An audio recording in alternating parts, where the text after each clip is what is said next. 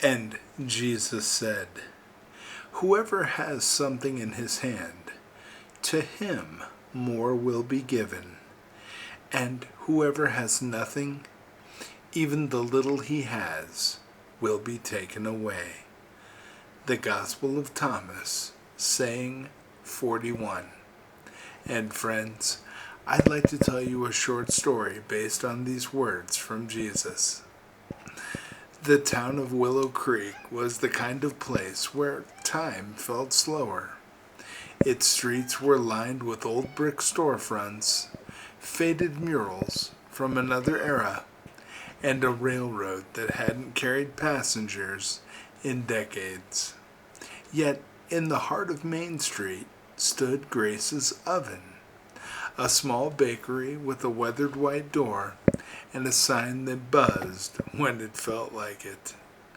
Inside, the smell of fresh bread wrapped around anyone who entered, like a warm hug on a cold morning. Grace herself, apron dusted with flour, hair pulled into a messy bun, was always smiling, even when her register was nearly empty. She never had much, but she always gave. To the widower who shuffled past every morning, she'd slip a loaf into his hands with a quiet, "God sees you, and he hasn't forgotten you." To the single mother working double shifts, she'd pack a small bag of rolls for her children, whispering, "They'll go to bed with full bellies tonight." Some admired her kindness, but others mocked it. "Grace, you'll never make a living like that," Harold, the wealthiest man in town, told her one day while filling his coffee. "You give too much away. You'll lose the little you have."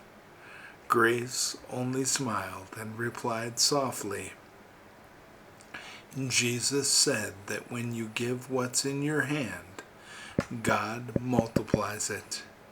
I'd rather trust his promise than my own pockets." Then came the storm.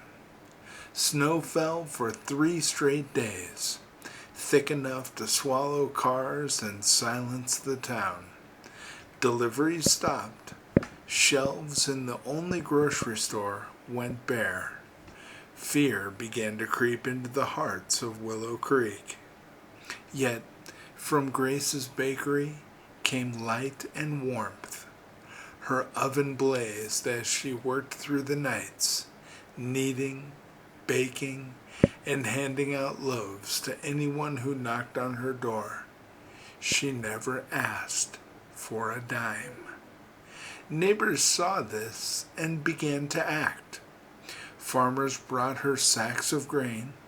Children helped carry baskets of bread through the drifts.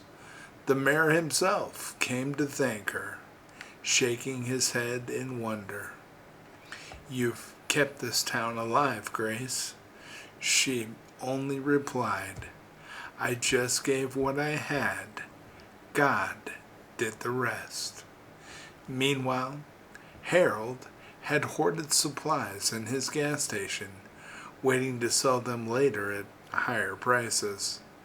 People remembered.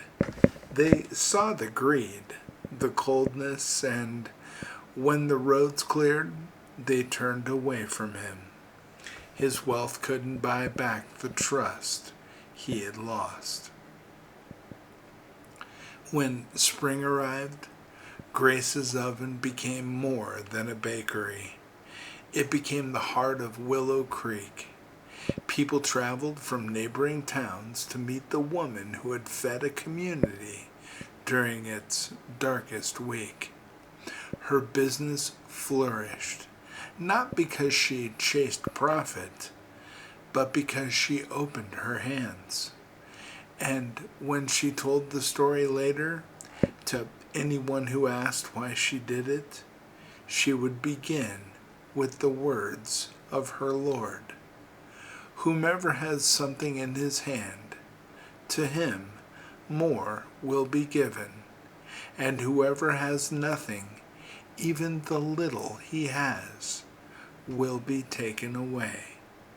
Then she would add, with flour still clinging to her hands and joy still lighting her eyes, Jesus wasn't speaking about bread or money alone.